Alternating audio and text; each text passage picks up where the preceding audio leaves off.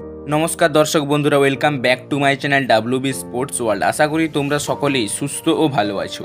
तो आजकेर এই ভিডিওটি মেনলি মোহনবাগানকে নিয়ে হতে চলেছে। তো গতকাল ডুরান্ডের কোয়ার্টার ফাইনাল ডার্বিতে মুখোমুখি হয়েছিল মোহনবাগান বনাম ইস্ট বেঙ্গল। সেই ম্যাচে কিন্তু গতকাল 2-1 গোলে হেরে যায় মোহনবাগান। সেই ম্যাচ হেরে যাওয়ার পর সাংবাদিক সম্মেলনে বিস্ফোরক মন্তব্য করেছেন মলিনা। তাকে এই ম্যাচ হারার দায় দিয়েছেন, তার সাথে স্টুয়ার্টের বিকল্প নিয়ে কিন্তু বড়সড় বার্তা কিন্তু দিয়েছেন মলিনা। তো এই বিষয় নিয়েই আজকের এই ভিডিওটি হতে চলেছে। সেজন্য তোমাদের কাছে একটি অনুরোধ, চ্যানেলে প্রথমবারের জন্য এসে থাকলে চ্যানেলটি সাবস্ক্রাইব করে যাবে। সাবস্ক্রাইব করা একদম ফ্রি।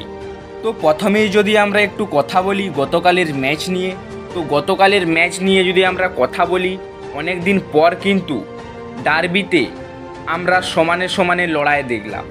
দীর্ঘদিন থেকেই কিন্তু মোহনবাগান একতরফা ম্যাচ জিতে আসছিল এবং এইবারের ডার্বিটা সমানে সমানে টক্কর দিয়ে কিন্তু ইস্টবেঙ্গল বাজিমাত করেছে। তো প্রথমার্ধ নিয়ে যদি আমরা কথা বলি, সেক্ষেত্রে ইস্টবেঙ্গল তারা কিন্তু প্রথম থেকেই জেতার লক্ষ্যে নেমেছিল।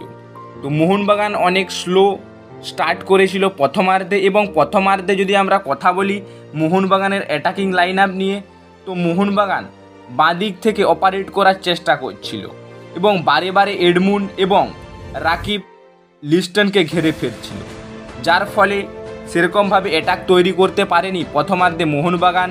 এবং রাইট উইংটা অনেকটাই উইক ছিল মনবীর সিং না থাকায়। সেক্ষেত্রে মাঝমাঠ থেকে শুরু করে রাইট উইংয়ে সেভাবে আক্রমণ তুলে আনতে পারেনি মোহনবাগান, যার ফলে একটি আশিস রায়ের ভুলে কিন্তু পেনাল্টি কনসিড করতে হয় মোহনবাগানকে। সেই পেনাল্টিতে 1 গোলে এগিয়ে যায় প্রথমার্ধে ইস্টবেঙ্গল, এবং দ্বিতীয়ার্ধে মোহনবাগান কিছুটা আক্রমণাত্মক বা পুরনো মোহনবাগানকে আমরা কিন্তু দেখতে পাই দ্বিতীয়ার্ধে। তো দ্বিতীয়ার্ধে অনেক কটা অ্যাটাক কিন্তু তুলে এনেছিল মোহনবাগান, যেখান থেকে অনেকগুলো মিসও করেছে মোহনবাগান।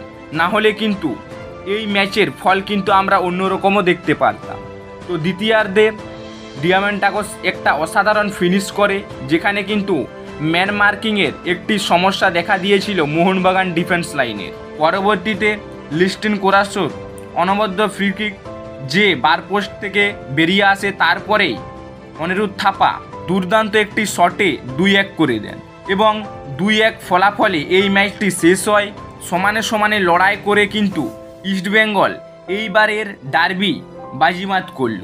ম্যাচ শেষে সাংবাদিক সম্মেলনে মোহনবাগান কোচ মলিনা তিনি কিন্তু বড় বার্তা দিয়েছেন সমর্থকদের উদ্দেশ্যে, এবং তিনি জানিয়েছেন প্রথমার্ধে মাঝমাঠের ব্যর্থতাকেই কিন্তু দায়ী করেছেন এই ম্যাচ হারার কোচ মলিনা। প্রথমার্ধে আমরা সকলেই দেখেছি মোহনবাগান খুব একটা ভালো পারফরমেন্স করতে পারেনি, যার কারণে 1 গোলে খেয়েই কিন্তু প্রথমার্ধে মাঠ ছাড়ে মোহনবাগান। তিনি জানিয়েছেন যে দলের একটাই সমস্যা গ্রেগ স্টুয়ার্টের বদলি এখনও না পাওয়া, এবং স্টুয়ার্টের যে বিকল্প খুব শীঘ্রই চূড়ান্ত হতে চলেছে এর কিন্তু একটি ইঙ্গিত কিন্তু দিয়েছেন জোসে ফ্রান্সেসকো মলিনা।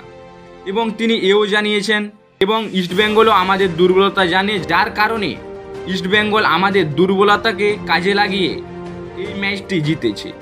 এবং তিনি এও বলেছেন যে আমিও কিন্তু ইস্টবেঙ্গলের দুর্বলতা জানি, কিন্তু আমরা সে দুর্বলতাকে কাজে লাগাতে পারিনি, যার কারণে হেরেছি।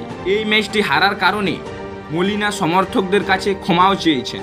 তো গ্রেগ স্টুয়ার্টের বিকল্প কিন্তু খুব শীঘ্রই সই হচ্ছে, এ নিয়ে কিন্তু বড়সড় একটি বার্তা কিন্তু দিয়েছেন মলিনা।